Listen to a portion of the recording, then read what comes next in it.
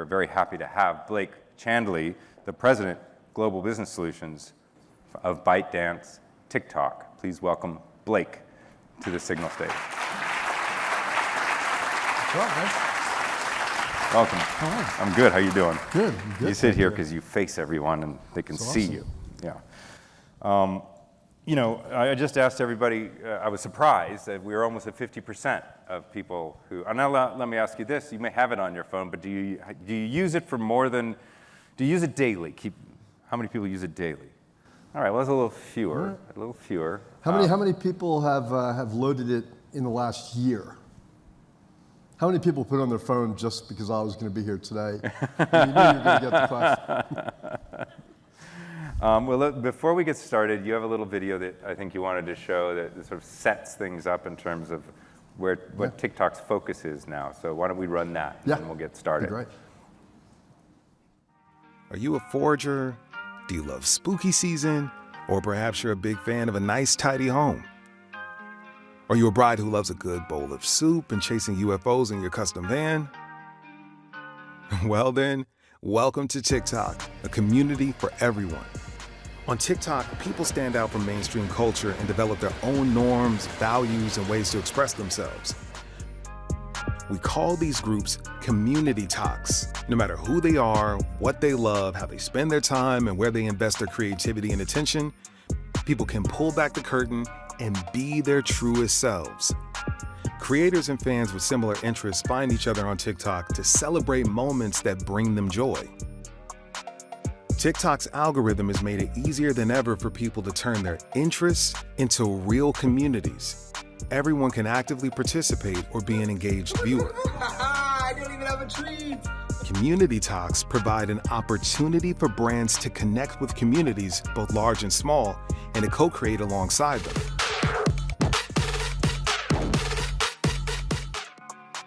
One rule: honor the unique way a community talk creates and communicates. This chubby little terrier mix had a very messy booty, so it was straight to the tub for her. The payoff? Massive. TikTok is the only place where brands can meet active audiences as equals rather than advertisers. This means brands get to be part of culture at the source, inspiring serious brand love. Welcome to the vast neighborhoods of community talks. Stay a while.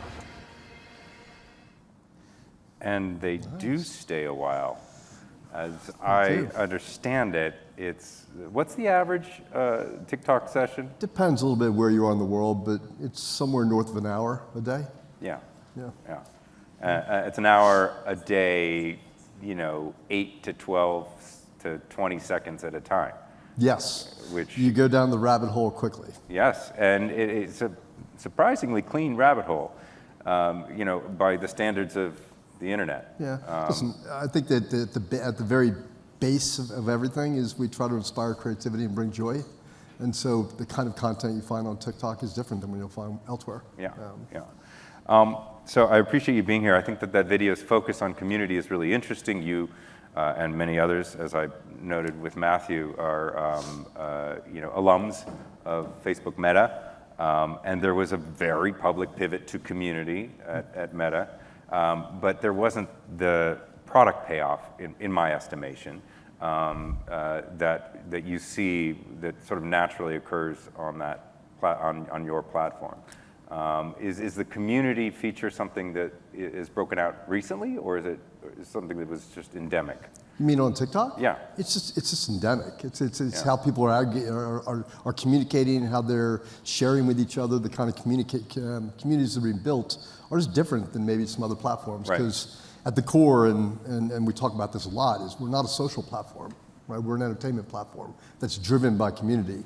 And so the kind of content that you find and experience in your For You feed is going to be different. Right? And that's got different opportunities for brands and people around the world, not to discount social platforms. I think they're great. I still use Instagram, still use Facebook. TikTok plays a different role in my life. Yeah. It's replacing television versus some other behaviors. Yeah, interesting. I have this sort of unspoken policy, now I'm going to make it spoken, which is if there's an elephant in the room, I like to shoot it. And there's a big one. in the room. Are you calling me an elephant? It's just an invisible elephant that has to do with data use in the Chinese government. What? That's an elephant. It's a big elephant, John. And I'm not ambushing you with this question. I let you know that we talk about it. But it's the one thing that I think you've worked with brands your whole career as I have, and we know one of the things that brands are very concerned about is safety. And that's a word that means a lot of things, but it's like, is it going to be, last year, or I should say a year and a half, 2 years ago, TikTok was much in the news because the current president decided to use it as a political punching bag, I would say. And from that point forward, there's been a lot of questions, and then a big article came out saying that some data, in fact, was being shared with ByteDance in China. I want to give you an opportunity to address those stories and the fact that an FCC commissioner called for your app to be removed from app stores in the United States. So the floor is yours. Listen, that's the elephant in the room. Listen, it's unfortunate when a story breaks that's just full of misinformation, right? And it's really important and I appreciate the question, by the way. I know it's a hard question to ask. No, it's actually really easy to ask. It's not easy to answer. I think it's actually I'm trying to ask it as I've got my confidence in the answer, so it's not that hard of a question. Like, if you think about us from our perspective, the number 1, 2, and 3 priorities in the company are user safety, community safety, which includes the security of people's data. Right? We are one of the most, if not the most, at least in current times, scrutinized company when it comes to the space we live in. Right? One is we historically came from a younger audience. Right? That's changed, and we've seen over the last few years that's changed pretty dramatically as our audience is diversified in a pretty significant way, which we can talk about. But also too, our heritage, right? Especially in the last couple of years. And so we know we are going to be under more scrutiny than anybody. Right. And so we have built, and I try to allude to it and say, listen, we're going to speak with our actions. And so a couple things. Brand safety was a subject we talked a lot about with the teams here in this room and around the world, and we feel like we've built a tremendous suite of products and services around brand safety, okay? And we can talk about that, and it's been alluded to by some folks that we're actually leader now in that space, versus our competitors who've been around for 10 years. No disrespect to them, I think they're great. It's just we've focused on it in a different way. When we talk about measurability, we focused a lot in the last 2 years around measurement. Right? How do we make sure that brands are confident that when they spend money on TikTok, that they're getting the kind of ROI or whatever the measurement they need for them to go back and have confidence and continue to invest in us. Right. And now, and this isn't historical, data security. And so we've done a couple things that have been what I would call industry leading. First and foremost, 2 years ago, we launched our transparency centers, which are physical locations that people can walk into, anybody in this room can walk into with us. Governments walk in, regulators walk in, the press walks in, and we share everything. We open up our entire platform to them to scrutinize. We brought in cybersecurity experts. Like we've spent really a lot of time in these transparency centers. Never been done before. Like we opened up our algorithms for everybody to take a look at. The transparency reports, which were not new, were something that we felt really strongly about, and we just evolved our transparency reports to include more and more information vis-a-vis the industry. And then we announced, and the most important thing for the U.S. Is we announced 2 things. One, what we call USDS, which is a U.S. data security business unit, which is a standalone business unit that is going to be governed by cybersecurity, third-party cybersecurity experts, managed by an entirely separate legal team or management team within the company. And that organization will house all U.S. user data. Right. It's in place today. It's got leadership in place today. It's a formal organization. And then we went another step further and said we're actually going to house all of our U.S. data off of our servers on Oracle servers. Right. Right? And this is not because we're hiding from something. This is because we need to build trust. Right. Especially with the U.S. government, U.S. audiences, brands. Trust is our number 1 objective. And so to do that, we will go above and beyond to, as I like to say, wear belt and suspenders to give people confidence in that, and then be open and transparent about it. Right. And not hide from it.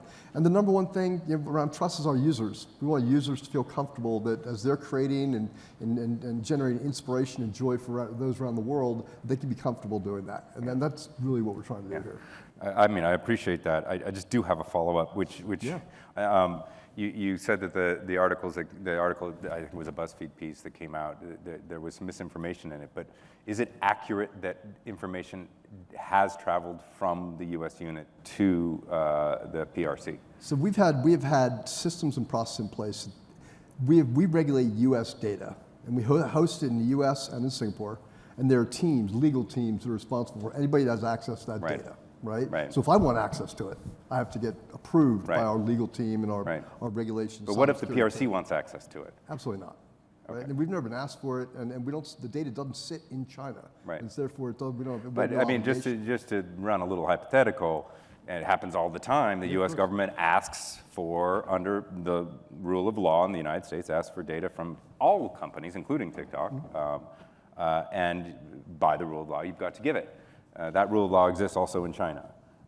So is it fair to say that that could happen should the Chinese government desire it to happen? Or not for TikTok. Not for TikTok. So we have business units, and you're going to speak to one of my peers later tonight in the China session. Douyin is our big platform. It's a sister app to TikTok. It sits in China, which your teams know well. We do a lot of work together. They fall under different regulation than we do. Okay. Right. I'm not saying that. I'm just doing my belt and suspenders too. We can move on. No, I'm glad. More fun topics. You know, a little bit. We touched a little bit at the top on this, but I feel like I just need to ask. You know, you said to the extent that the algorithm is knowable, you have transparency around it, but it is kind of remarkable. Number one, in how it works. You know, like it's very entertaining. Yep. And number two, in that it's sort of not creepy. You know what I mean? Like it's right. I mean, sometimes you go down a rabbit hole in YouTube or something else, and you sort of are left with a bad taste in your mouth. But like, what is it? Why does it work so well? I love the soundbite, not creepy. It's that's not good, creepy. John. Well done. That's good. Congratulations. It's been 35 years of the internet, and finally, an algorithm that doesn't creep us out. But the thing about it is it just, what is it? Why does it work so well? I think it's a combination of two things. One, I think it's around the content that exists and is being created, right? So the reality of it is TikTok's just about authenticity, right? So the creators in our platform are anybody. It's not just big influencers. And it's a high percentage of creators compared to the sort of, there used to be a 199 or a 1090 or a 80-20 rule on the internet that most everyone was watching.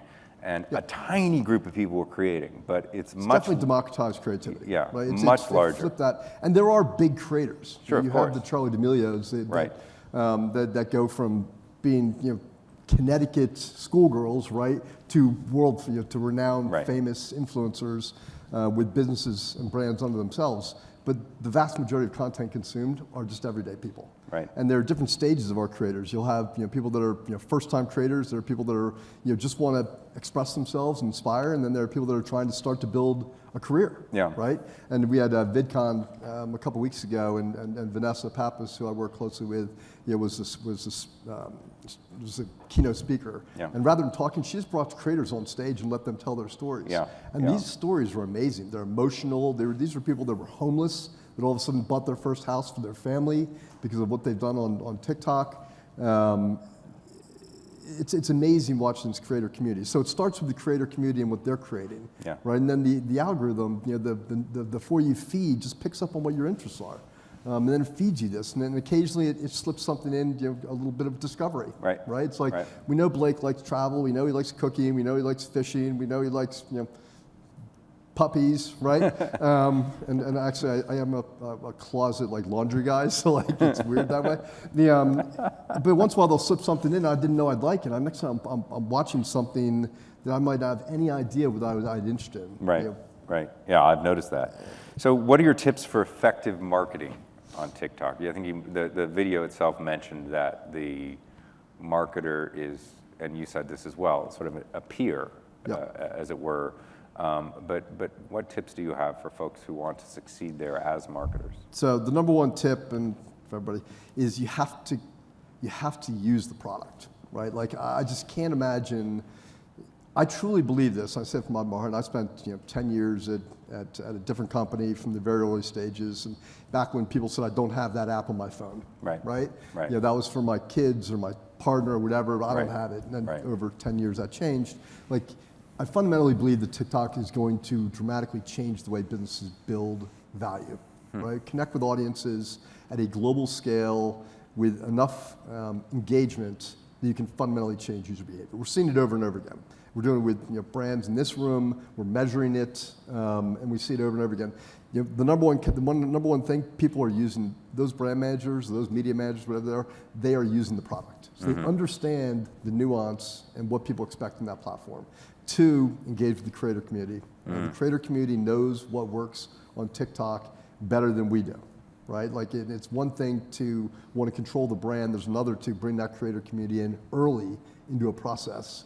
Because they'll have ideas around how you should think about things, right? What's going to appeal to their audiences. And not just find creators that have tens of millions of followers. This is not about how many followers a creator has. It's about the audience that creator has and whether it's relevant to the community you want to reach, right? Because we've seen amazing work coming out of creators that have 100,000 followers that might be better than a creator who's got 10 or 20 million followers. And anything can go viral at any time. So I think that creator community is really important. And then number 2, measure. Measure. Right. Like we're not afraid to measure. We have lots of resources internally to measure online, offline, everything from top of funnel, attribution metrics all the way down through did we drive a product off shelf in Randall's. So that was you just gave me a nice bridge to the next question, which is everyone looks at the future of many of these sort of super apps, if you will, and they say, well, the integration of commerce is obviously what's next. I asked Vanessa about this last year. We did a virtual session, and a year ago, and the growth has been extraordinary in that year. Is that coming? Is the integration of commerce coming? So if you and I know that P&G has significant business in the East, right? And there's a whole session tonight on this, and you'll hear from. Our CPG lead in Beijing around this. If you look to the east and see where the connection of community and commerce sits, it is clearly driving a significant business. Right. We've launched TikTok Shop. We have Douyin Shops in Douyin, right, which is our e-commerce solution in China. We have TikTok Shops in Southeast Asia now. So in Indonesia, Malaysia, Thailand. We launched it in the UK. We have seen different behaviors in the UK than we've seen in some of the Eastern markets with regards to merchants and creators and users. And it will be coming, to the US. And we think that this connection is not just something we want to do for business reasons, right?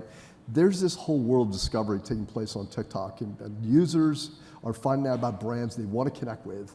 And we feel it's our job to connect that in a really native and kind of efficient way. Right. So TikTok Shops is our version of that commerce application, and I think it's a big deal. Yeah, I'm sure it will be. On the flip side of that, all of your colleagues in the industry have certainly noticed. Not only have they noticed, they've copied you. There's YouTube Shorts, there's Instagram Reels. Is this, how would you, what advice would you give to marketers who are saying, well, this is awesome, but, I've worked really long, great relationships with all these other companies. We're at scale with them. They have user data that you might not have. So I'll see how Reels does, which is taking off, or Shorts. And why should I move a big amount of my budget over to TikTok? Listen, Reels and Shorts are both very legitimate competitors, right? Their user numbers are growing, their consumption numbers are growing. To your point, they're very good at monetizing their audiences, right? And we're still learning. We're the new kid in the block, and I think we've made huge progress, and I think we innovate very, very fast. We're still a place where we can innovate very, very quickly. We're not burdened down by some bigger decision making that has to take place, and we're a pure play in this space. This is what we do, right? That's not to say they won't be successful. I think they both will be very successful. I think the broader trend to understand is how user behavior is changing to short form video. Right. That's the story here. It's not TikTok versus Reels versus Shorts. There's a fundamental change taking place in user behavior. We happen to have started that change, right? But that change is universal that we're seeing. Yeah. And we think that the more competition and the more people focused on that will actually deliver more value to brands in this room. Yeah. Right? If we have all three big players on that, it'll make your jobs easier. Yeah. So we want them to be successful. It makes us better. We have to innovate faster with big competitors, and we'll continue to focus on our story around that. But we actually embrace the competition. Yeah, excellent. Well, I look forward to seeing how it develops. Thank you for enduring the hard questions. Thanks for having us. Appreciate it, Blake. Please join me in thanking Blake for coming. Thank you.